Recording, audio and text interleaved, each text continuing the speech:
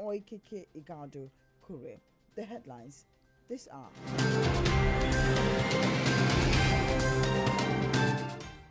President Muhammadu Buhari in state visit to Plateau State.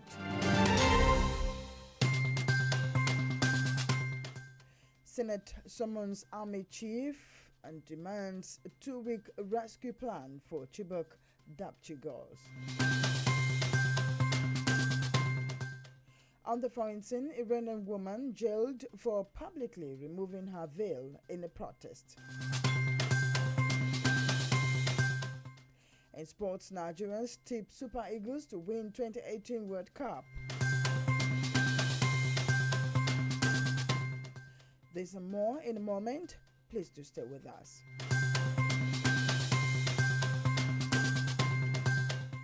And other news in full. President Muhammadu Buhari is currently in Jos on a 2-day working visit where he has commissioned some projects. Reports say security is in high alert and armored tanks are said to be positioned around many roundabouts in the city center. Plateau Police Command spokesman Tena Topev said the strategy is to ensure visibility policing and facilitate quick response to distress calls. According to him, the heavy presence of the security personnel is deterrent in nature as it will create fear among members of the public, particularly those with evil intention. The Senate has summoned the Inspector General of Police and the Chief of Army Staff to explain the circumstances surrounding the abduction of 110 students of Government Girls Science and Technical College, Dapchi, Yobe State on February 19. This follows the adoption of a motion by Senator Bintu Garba to commemorate the 2018 International Women's Day on Thursday. The security bosses are to brief the Senate on the actual situation of things and also present a clear operational strategies to rescue the remaining Chibok and Dapchi schoolgirls within 2 weeks. Boko Haram had in 2014 abducted over 200 pupils of the Government Girls Secondary School, Chibok, but half of them had either escaped or secured the release through negotiations.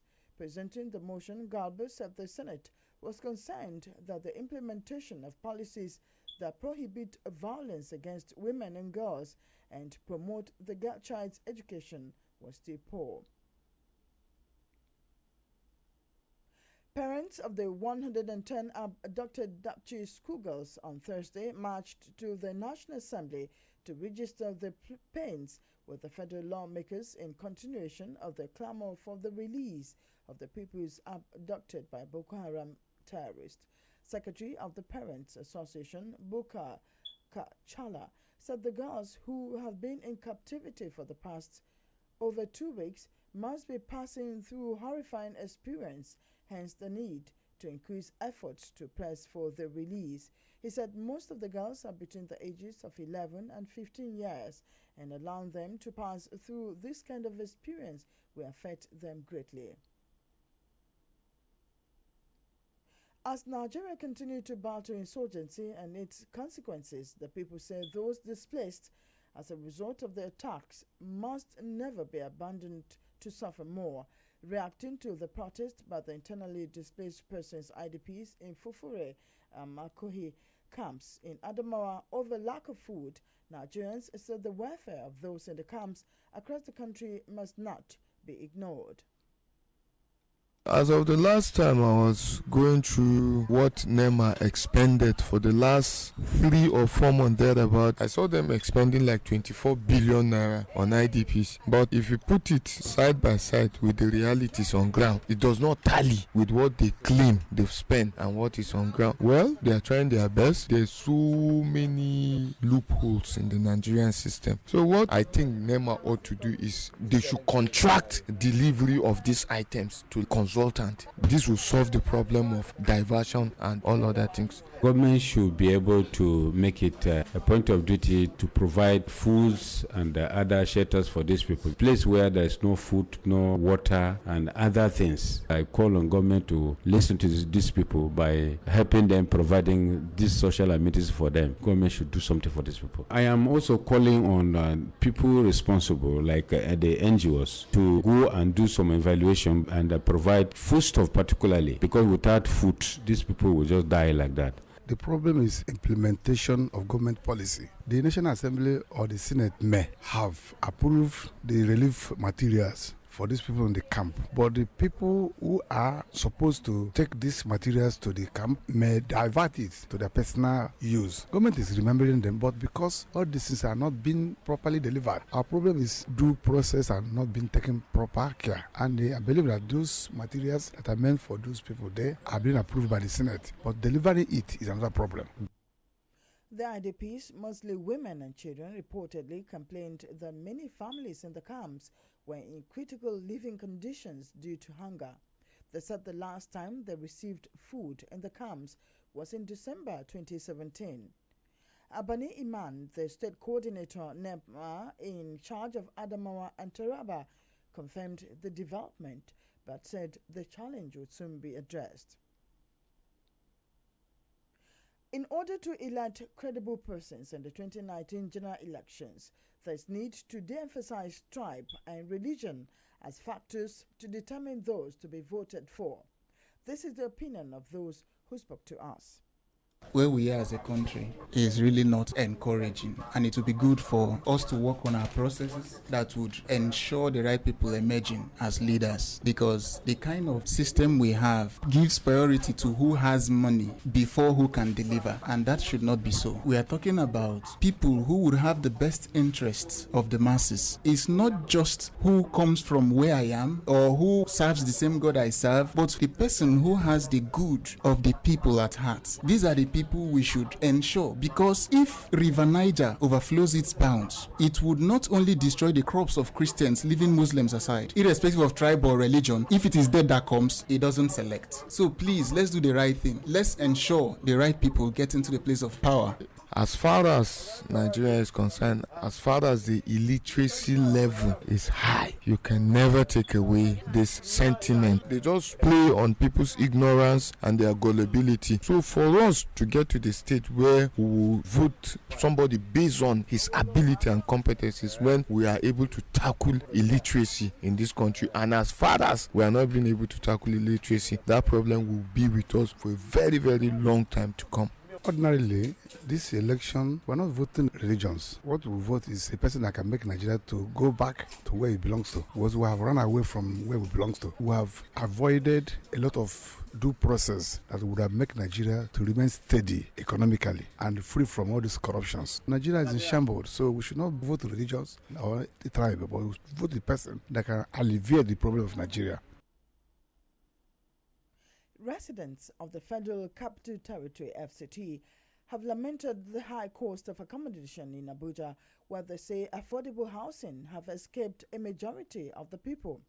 In this interview with our correspondents, some residents shared what they think is a way out. The problem we have in Nigeria, Abuja to be particular, is that there's no property tax. If every property in Abuja will be levied, I know of a number of houses that have been there for over 15 years. There's nobody living in those houses. If there is property tax on every house in Abuja, that is happening wouldn't have been happening. Because if you have a house that is worth $1 billion and they are asking you to pay 100 million per annum, you cannot keep that house for 10 years without a tenant or without selling it. So to cut the housing deficit, I think the mortgage bank to be empowered the more. The government should put a benchmark for how much the rent should not exceed. Houses in Abuja and the environs is very expensive, unaffordable. A lot of people are suffering. Workers or people who are looking for shelter, place to stay in Abuja, are finding it very difficult.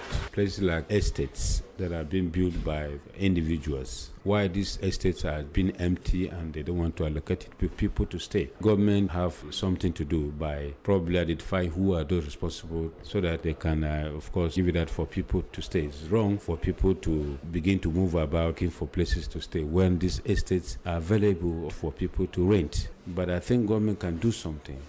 Talk to the house owners to actually bring them down so that people can afford them, because they are very expensive. Something needs to be done so that people can actually afford these houses. The Federal High Court in Abuja has sentenced Charles Oka and his co-defendant Obi Waboize to life imprisonment for masterminding the bomb blast which occurred in Abuja on October 1, 2010.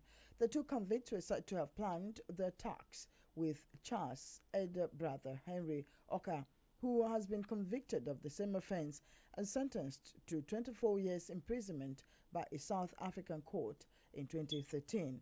Oka and Nwabueze, alongside Edmund Ibiwere and Tiem Kamfa Francis, were first arraigned in 2010. Francis died later in detention, while Ibiwere, who had his trial conducted separately, had been convicted and currently serving a life sentence. At least 12 persons were said to have died, with many others injured in the incident which occurred near the Eagle Square in Abuja, venue of the Independence Day celebration, which was presided over by the then President Goodluck Jonathan in 2010. Britain has announced that it will build a new wing at Kirikiri prison in Lagos so that it can transfer Nigerian prisoners there. UK said the new 112-bed wing, which will cost £700,000, will make it easier for Britain to comply with a prisoner transfer agreement it signed with Nigeria in 2014. Under that deal, eligible prisoners serving criminal sentences in Nigeria and Britain can be returned to complete their sentences in their respective countries.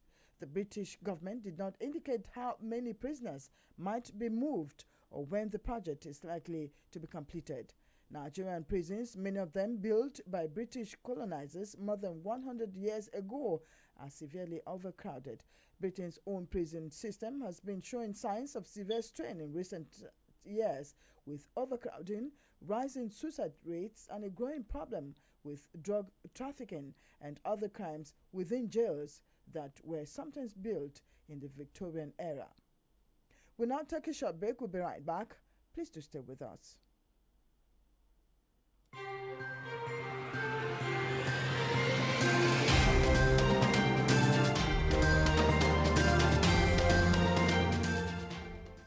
Welcome back. On the foreign scene, and as the world continued to celebrate International Women's Day, reports say an Iranian woman who publicly removed her veil to protest against a mandatory hijab law has been sentenced to 2 years in prison. Tehran prosecutor Abbas Jafari said the woman was found guilty of encouraging moral corruption, but added that 21 months of the woman's sentence had been suspended to enable her see a psychiatrist. In December, an Iranian woman who was detained after taking off her headscarf and holding it on a stick in Tehran became the face of protests in that country. Since the Iranian Revolution in 1979, women have been forced to cover their hair according to Islamic law on modesty. And in sports, as the world countdown to Russia 2018 World Cup, the Super Eagles of Nigeria have been advised to do all they can to become the first African side to win the trophy. The original trophy of the 2018 World Cup is in Nigeria as part of the tours of countries participating in that tournament. We want to use this opportunity to let all Nigerians and all supporters of soccer in Nigeria to have it in mind that we want to keep this cup for real in Nigeria. Let us all put our hands together, all the things that need to be done for the players, for the coaches, for the fitness crew. Let us all put all our hands on deck to make sure that this cup comes back to Nigeria, to reside in Nigeria, not just to pass by. To God be the glory, we are making waves right from a long time. In the days of Amunike, even before those set of people, we have people like Odek Bami, we have Mudashiro Lawal. Football had been the most popular game in Nigeria. And coming to this set of boys, we can only pray for them, because whatever you do, put in your own skill, put in your own practice, and do whatever you can do humanly possible. Let us be the first African country to bring the World Cup at that level, because I know Nigeria we have taken at the lower level, so that at the highest level of football, let us be able to bring it, and can only pray that these boys will do us proud.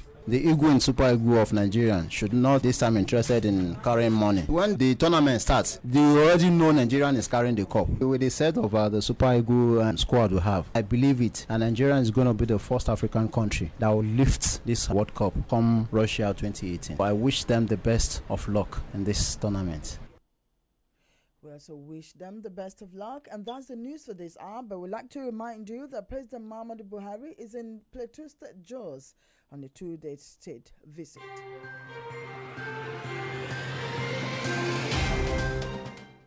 A Senate has summoned Army Chief Burtai IG demands 2-week rescue plan for Jipok Dapchigos.